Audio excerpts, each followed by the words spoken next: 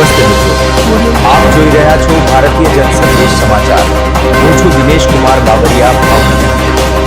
નમસ્કાર દર્શક મિત્રો, નવા વિડીયો સાથે આપ સૌનું હાર્દિક સ્વાગત છે। હું છું સોલંકી દર્શના। થોડા દિવસ પહેલા વાલ્મીકી સમાજના વિજયભાઈ વાઘેલાનું અવસાન થયેલ ત્યારે ગામના અમુક લોકોએ તેમને સ્મશાનમાં દફન વિધિ અટકાવી હતી। એમનો પ્રશ્ન હતો, આ વાલ્મીકી સમાજના દ્વારા જમીન વેચી નાખી છે, એનો કાયદેસરનો દસ્તાવેજ થઈ ગયો છે, પરંતુ છેલ્લા 40 વર્ષથી વાલ્મીકી સમાજ ત્યાં જ દફનવિધિ કરે છે। વાલ્મીકી સમાજની સાંથણીમાં મળેલ 7 વીઘા જમીન એમણે વેચાણથી આપેલી છે। દસ્તાવેજ 7 વીઘા જમીનનો છે। વાલ્મીકી સમાજના સ્મશાનનો નહીં સ્મશાન ગ્રામ્ય પંચાયત દ્વારા નિયમ કરવામાં આવ્યું નથી। સ્મશાનની જગ્યાએ ગેરકાયદેસર દબાણ થયું છે। એ દબાણ દૂર થાય અને ગ્રામ્ય પંચાયત દ્વારા વાલ્મીકી સમાજનું સ્મશાન નિયમ કરવા ઠરાવ કરી વહેલી તકે સ્મશાન નિયમ કરવામાં આવે એ માટે તારીખ 30/8/2026ને ગુરુવાર 12:30 કલાકે રાષ્ટ્રીય દલિત અધિકાર મંચ અને નવસર્જન દ્વારા જિલ્લા કલેક્ટર શ્રી ભાવનગરને આવેદનપત્ર આપી સ્મશાન નિયમ કરવા જિલ્લા કલેક્ટર શ્રી કરાયેલ રજૂઆત। આ રજૂઆતમાં રાષ્ટ્રીય દલિત અધિકારી મંચના મહજભાઈ સરવૈયા અને નવસર્જનના અરવિંદભાઈ મકવાણા, હર્ષદભાઈ બાંભણિયા, પ્રકાર નૈના નીરુબેન ચોરસિયા, વાલ્મીકી સમાજના વિનોદભાઈ વાઘેલા સહિતના સમાજ અગ્રણીઓ અને સિહોર તાલુકા કોંગ્રેસ પ્રમુખ અશોકભાઈ મકવાણા મામસી સહિતના આગેવાનો ઉપસ્થિત રહ્યા હતા। રિપોર્ટર જીતેન્દ્ર સોલંકી, સિહોર। જે સંસારનો પ્રશ્ન હતો એમાં વિજયભાઈ વાઘેલા નામના વ્યક્તિ જે છે એનું અવસાન થયું હતું 2 મહિના પહેલા। એ જીવતા દાદા અરજી આપી હતી કે સમસાન ગામમાં ખુલ્લું થાય, સમસાન ઉપર દબાણ ખુલ્લું થાય, પરંતુ એ લોકો ગામના લોકો છે કે અમે સમસાન વેચાતું રાખ્યું છે, એનો દસ્તાવેજ છે, સમસાન વેચાતું નથી રાખ્યું। છેલ્લા 50 વર્ષથી વાલ્મીકી સમાજ ત્યાં સમસાન વિધિ કરે છે અને એ ધાર્મિક વિધિ કરે છે, દફન વિધિ કરે છે। એ ધાર્મિક વિધિ એને કાઢી નાખી હતી અગાઉ, એના અમે ફરિયાદ પણ થયેલી છે।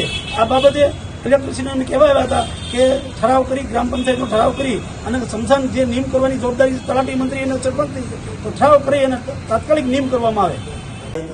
વિજયભાઈ વાઘેલા એમનું અવસાન થયું એટલે ત્યાં સમસાનમાં ધાર્મિક વિધિ કરવા ગયા એટલે સમસાન વાળા લીધેલો હતું એ કે અમારે દસ્તાવેજ કરેલો છે, તો દસ્તાવેજ સમસાનનો ન હોય અને જમીન વેચી હતી એને જે તે સમયે 1990-92માં જમીન વેચી હતી એને, તો સમસાન ન વેચ્યું એને એટલે વિજયભાઈ વાઘેલાએ અરજી આપેલી છે।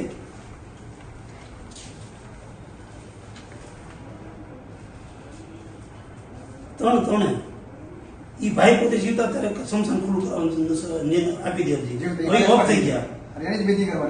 પછી એને જમીન જે વેચી હતી જે તે સમયે મૂળ 7 વીઘા સાતમીમાં મળે, એનો કબજો 15 વીઘામાં થાય, એટલે સમસાન ખુલ્લું કરાવી અને દલિતોને ન્યાય મળે એટલી વિનંતી છે।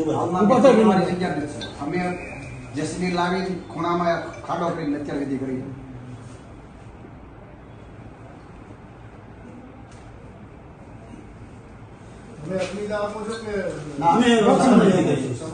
અગ્નિદાહ દેવાય નથી દેતા, અગ્નિદાહ દેવાય તમને વાંધો નથી, ગામના સમસાનમાં તો વાંધો નથી, તો અગ્નિદાહ દેવાય નથી દેતા। શરમ લાગે એવું સમય ગયા પાળા ઉપર ખોદી ન્યા વિધિ કરી, શરમ લાગે તો સમસાનમાં કોઈ સુવિધા નથી, મપાવી અને એનો મને કબજો 7 વીઘાનો જમીન એને વેચતી હતી, સાચી વાત છે, આપણે મને ના નથી પડતા, બાકીનો કબજો ખાલી કરાવીને એમાં સમસાનનું જે છે જગ્યા નિયમ થાય ઠરાવ કરી એવી વિનંતી છે। સમસાન બાબતે આવેદનપત્ર આપવામાં આવ્યા હતા કલેક્ટરશ્રીને। એમાં રાજાપુરા ખોડિયાર ગામે વિજયભાઈ વાઘેલાનું અવસાન થયું હતું 2 મહિના પહેલા। એમને સમસાન વિધિ છેલ્લા 50 વર્ષથી એ જ જગ્યાએ સમસાન વિધિ કરી હતી, તો સમસાનમાં દબાણ થયું છે।